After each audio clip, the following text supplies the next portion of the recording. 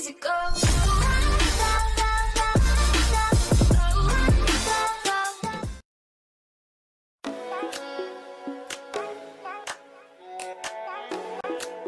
Araling Panlipunan, ika-4 na baitang. Ikalawang markahan, ika-4 na linggo. Ang tatalakayin nating paksa ngayon ay tungkol sa likas kayang pag-unlad o sustainable development ng mga likas yaman ng bansa. Ang mga layunin natin sa paksang aralin ay ang mga sumusunod. Una, nasasabi ang kahalagahan at kahulugan ng likas kayang pag-unlad o sustainable development.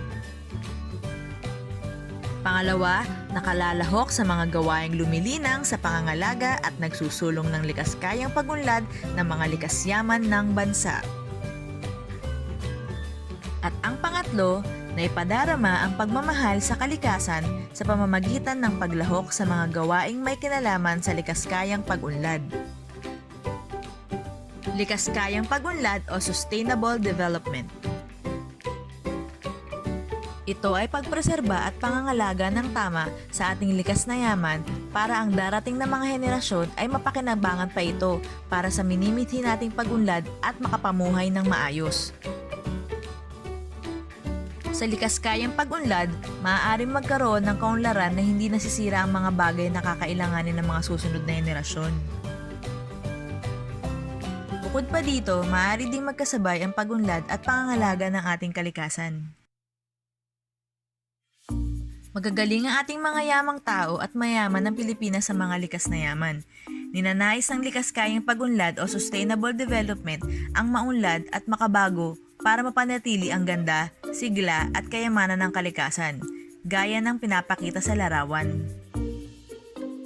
Nagkaroon ng kauna-unahang komperensya ng UN sa mga pandaigdigang isyu sa kapaligiran sa United Nations Conference on Human Environment noong taong 1972. Napag-alaman sa komperensyang ito ang posibleng ugnayan ng kalikasan at kaunlaran. Dahil sa komperensyang ito, naglitawan ang mga panawagan na magkaroon ng isang alternatibong kaunlaran sa harap ng lumalalang krisis ng pangkalikasan, pero nagpatuloy pa rin ang pagkawasak at pagkasira ng kalikasan natin.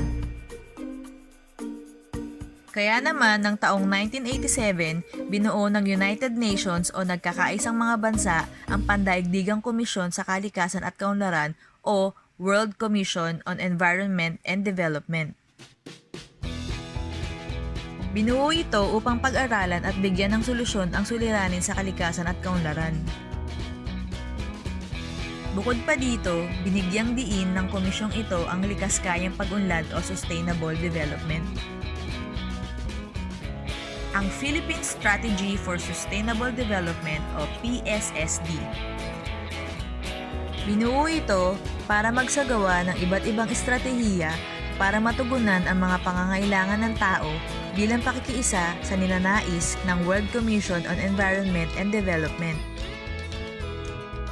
Ang mga gawain ng Philippine Strategy for Sustainable Development o PSSD. Una, sa paggawa ng desisyon, dapat isama ang usaping pangkalikasan.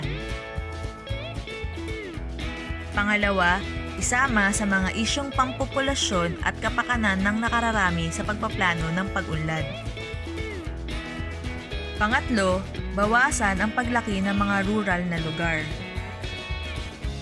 Pang-apat, paigtingin pa ang edukasyong pangkalikasan. Panglima, pagkakaroon ng mga sistema para sa mga protektadong lugar. Pang-anim, pagandahin at ayusin ang mga nasirang ecosystem.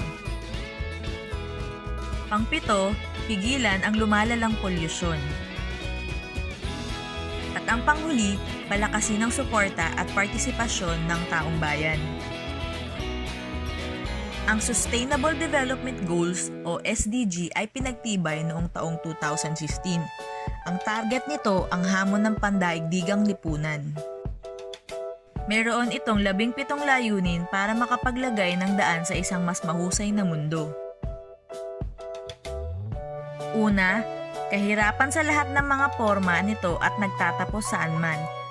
Hanggang sa taong 2030, ang matinding kahirapan ay dapat alisin. Prioridad naman sa pangalawa ang pagkamit ng seguridad sa pagkain at mas mahusay na nutrisyon at pagtataguyod ng pagpapanatili sa agrikultura. Tinitiyak naman sa pangatlong layunin ang isang malusog na buhay para sa lahat ng mga tao sa lahat ng edad at pagtataguyod ng kanilang kagalingan.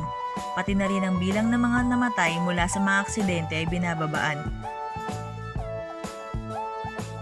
Nais ng UN sa pang-apat na layunin na matiyak ang inclusive o pantay at mataas na kalidad na edukasyon sa hinaharap para may taguyod ang mga pagkakataon para sa buong buhay na pag-aaral para sa lahat. Sa panlimang layunin ay ang pagkakapantay-pantay ng kasarian. Ang diskriminasyon laban sa kababaihan at batang babae ay nais na wakasan ng UN sa buong mundo. Sa pang-anim na layunin, nais ng United Nations na makamit ang universal at pantay na pag-access sa malinis at abot-kayang tubig sa pag-inom para sa lahat. Layunin din ng SDG o ng Sustainable Development Goals ang mapataas ang bahagi ng pagbabago ng enerhiya at dagdagan ang kahusayan ng enerhiya. Layunin din ng Sustainable Development Goals ang magkaroon ng desenteng trabaho at paglago ng ekonomiya para sa lahat.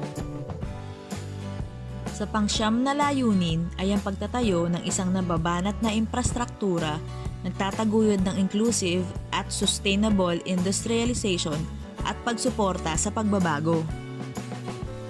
Ang focus naman ng pangsampung layunin ay ang pagkakapareho sa pagitan ng mga bansa at dapat dagdagan ang pantay na pagkakataon. Kabilang dito ang pagpapalakas ng mga bansa sa pagbuo at isang maayos na pinamamahalaan at maayos na plano ng paglipat at paglilipat. Ang pang-11 layunin ay ang abot-kayang puwang ng buhay, ang pagkukumpuni ng mga slum at ang pagkakaloob ng pampublikong transportasyon ay kabilang sa mga programa na inaalok dito. Sa pang-12 layunin, nais ng UN na makamit ang napapanatiling pamamahala at mahusay na paggamit ng mga likas na mapagkukunan. Bukod pa dito, sa pang-13 layunin, ang proteksyon ng klima ay dapat isama sa pambansang mga patakaran, estratehiya at plano, gayon din ang edukasyon at pagiging sensitibo ay dapat palakasin. Buhay sa ilalim ng tubig naman ang pang-14 na layunin, ang pagpapanatili ng paggamit ng mga karagatan at mapagkukunan ng dagat para sa sustainable development. Sa pang-15 layunin ay ang buhay sa lupa. Ito ay ang pagbibigay proteksyon, panunumbalik at pagsulong ng pagpapanatili sa paggamit ng mga panlabas na ekosistema. Ang mga gubat sa pagsasaka ay napapanatili. Sa pang-16 na layunin ay ang kapayapaan, katarungan at matatag na mga institusyon.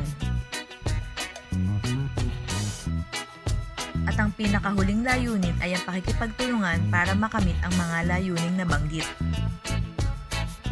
Ang pagsali ng Pilipinas sa likaskayang pag-unlad ng bansa.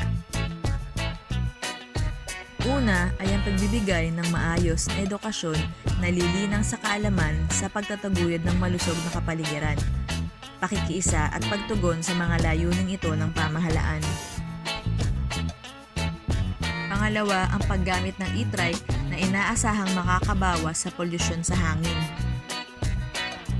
Pangatlo, ang pagtangkilik sa sariling produkto o gawa ng kapwa natin Pilipino. Pang-apat, ang pangangasiwa sa tamang pagtatapon ng basura at mga bagay na maaari pang mapakinabangan. At ang pinakahuli ay ang pagtitipid sa paggamit ng enerhiya. Sa pagtatapos ng aralin, dapat nating tandaan ang mga sumusunod. Ang likaskayang pag-unlad o sustainable development ay ang paghahangad ng kaunlaran ng isang bansa na hindi mapapabayaan ng kalikasan at likas na yaman para sa mga susunod na henerasyon.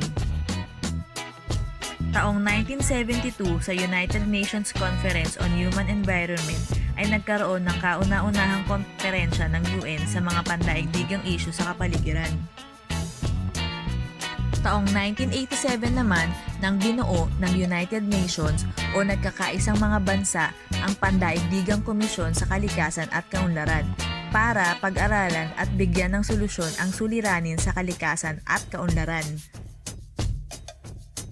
Taong 2015 naman nang pinagtibay ang Sustainable Development Goals na ang target ay ang hamon ng pandaigdigang lipunan.